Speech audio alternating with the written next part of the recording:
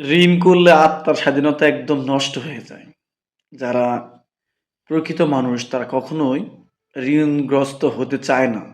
বা হলেও সেটাগুলো কিভাবে পরিশোধ করা যায়, কিভাবে সেই ঋণ থেকে মুক্তি পাওয়া যায়, সেই বিষয়ে তার চিন্তা চেতনা থাকে। আমাদের মধ্যে যার এই বোধশক্তি নাই যে আমি ঋণ করেছি পরিশোধ করতে হবে, সে কোনোদিনও ঋণমুক্ত হতে পারবে না।